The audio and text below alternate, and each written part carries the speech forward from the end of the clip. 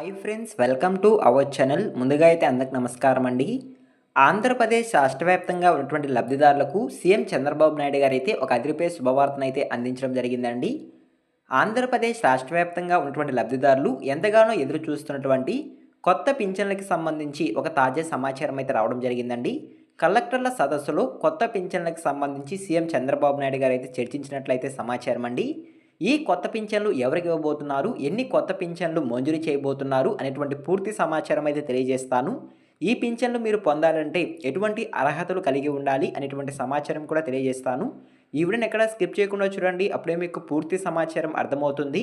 మన ఛానల్ని ఎవరైనా మొదటిసారి చూస్తుంటే ఛానల్ చూసి కంటెంట్ నచ్చినట్లయితే సబ్స్క్రైబ్ చేసుకొని పక్కనే ఉన్న బెల్ ఐకాన్ అయితే ఆన్లో పెట్టుకోండి. సో ఇక లేట్ చేయకుండా డైరెక్ట్గా వీడియోలోకి అయితే వెళ్ళిపోదామండి. వీడియోలో భాగంగా ముందుగా చూసుకున్నట్లయితే జిల్లాకు 200 కొత్త పెన్షన్లు ఇవ్వాలని సీఎం చంద్రబాబు నాయుడు గారు అయితే తెలియజేసినట్లయితే సమాచారం అండి. పెన్షన్ల మంజూరీపై సీఎం చంద్రబాబు కీలక నిర్ణయం తీసుకున్నట్లు మనకి ఒక సమాచారం అయితే రావడం జరిగింది. ఇప్పటి వరకు పెన్షన్ల మంజూరీలో కలెక్టర్లకు విచక్షణాధికారం లేకపోవడంతో బాధితులకు న్యాయం జరగడం లేదని ఐఏఎస్ కలెక్టర్ల సదస్సులో ఒక ప్రస్తావన రావడం జరిగింది అంటే సమాచారం అండి. బాధితులకు న్యాయం జరిగేలా కొత్త పింఛన్లు మంజూరు చేయాలని సీఎం చంద్రబాబు నాయుడు గారు అయితే కలెక్టర్లకు ఆదేశాలు జారీ చేసినట్లయితే సమాచారం.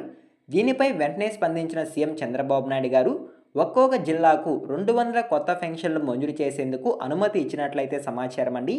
ఒక్కొక్క జిల్లాకు 200 కొత్త పెన్షన్లు లెక్కన ఆంధ్రప్రదేశ్ రాష్ట్ర వ్యాప్తంగా అన్ని జిల్లాలో కలిపి 5,600 కొత్త పెన్షన్స్కి అయితే ప్రభుత్వం అయితే గ్రీన్ సిగ్నల్ ఇచ్చినట్లయితే సమాచారం అండి. సో ఓకేనా, మీకు అర్థమైంది అనుకుంటున్నాను.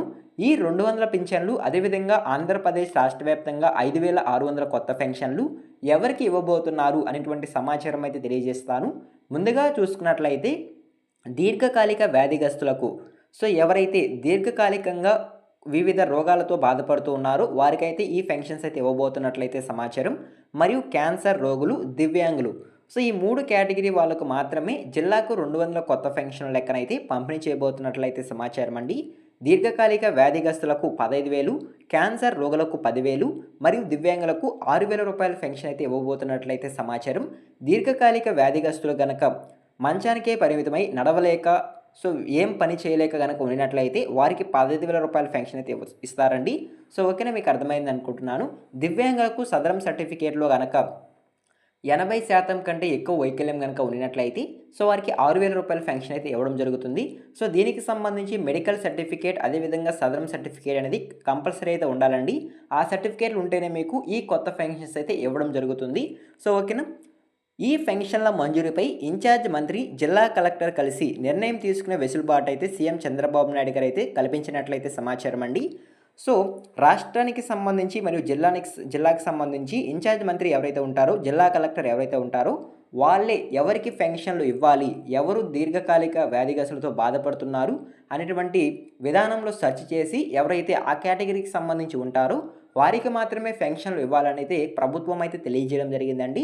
సో ఓకేనా, బాధితులకు న్యాయం చేకూరేలా ప్రభుత్వం అయితే మరో కీలక అడుగు వేసినట్లయితే సమాచారం. సో ఓకేనా, ఈ విధంగా ఆంధ్రప్రదేశ్ రాష్ట్ర వ్యాప్తంగా ఉన్నటువంటి లబ్ధిదారులు ఎప్పుడెప్పుడా అని ఎదురు చూస్తున్నటువంటి కొత్త పింఛన్లకైతే ప్రభుత్వం అయితే ముహూర్తం అయితే ఫిక్స్ చేసినట్లయితే సమాచారం అండి. ఈ మే నెలలోనే ఈ కొత్త పింఛన్లకు దరఖాస్తులు విడుదల చేసే అవకాశం ఉన్నట్లయితే సమాచారం అండి. దరఖాస్తులు కనుక విడుదలైనట్లయితే మీ దగ్గరలో ఉన్నటువంటి గ్రామ వార్డ్ సచివాలయంకి వెళ్ళి మీరైతే కొత్త పింఛన్లకు దరఖాస్తులు అనేవి చేసుకోవచ్చు. ఈ పింఛన్లకు దరఖాస్తు చేసుకోవాలనుకుంటే సదరం సర్టిఫికేట్ మరియు మెడికల్ సర్టిఫికేట్, మీరు ఎక్కడైనా సరే మీ యొక్క వైకల్యానికి సంబంధించి చికిత్స పొందుతున్నట్లయితే చికిత్స పొందుతున్నటువంటి ధృవీకరణ పత్రం మరియు ఆధార్ కార్డ్, రేషన్ కార్డ్, కుల ధృవీకరణ పత్రం, ఈ ఆధారాలనేవి మీరు తీసుకెళ్ళి గ్రామ వార్డ్ సచివాలయంలో అయితే దరఖాస్తు అనేది చేసుకోవచ్చు. అదేవిధంగా మీరు కొన్ని అర్హతలు అనేవి కలిగి ఉండాలండి పింఛన్లు పొందాలంటే. అర్హతలు ఏంటి అనే విషయానికి కనుక వచ్చినట్లయితే మీ యొక్క ఆదాయం అనేది గ్రామీణ ప్రాంతంలో 10,000 మరియు పట్టణ ప్రాంతాల్లో 12,000 మించకూడదంటే సమాచారం అండి. ఈ లోపల ఆదాయం ఉంటేనే మీకు ఈ కొత్త పెన్షన్స్ అయితే ఇవ్వడం జరుగుతుంది.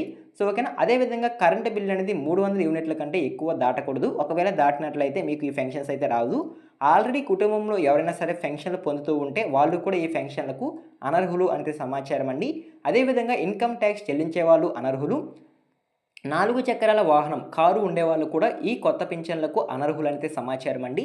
ఈ విధంగా మీరు అర్హతలు కలిగి ఉంటేనే ఈ కొత్త పింఛన్లకు దరఖాస్తు చేసుకోవడానికి ఏపీ ప్రభుత్వం అయితే అవకాశం అయితే కల్పించబోతున్నట్లయితే సమాచారం. ఓకేనా. ఈ విధంగా 200 కొత్త పింఛన్లకు, అదేవిధంగా 5,600 కొత్త పింఛన్లకు సంబంధించి ఒక తాజా సమాచారం అయితే రావడం జరిగింది. ఈ ఇన్ఫర్మేషన్ గనక మీకు నచ్చినట్లయితే లైక్ చేయండి. ఇలాంటి లేటెస్ట్ అప్డేట్స్ కొరకు మన ఛానల్ని సబ్స్క్రైబ్ చేసుకొని పక్కనే ఉన్న బెల్ ఐకాన్ ఆన్లో పెట్టుకోండి. ఎన్ వర్క్ చూస్తేనే థ్యాంక్ యూ ఫర్ వాచింగ్.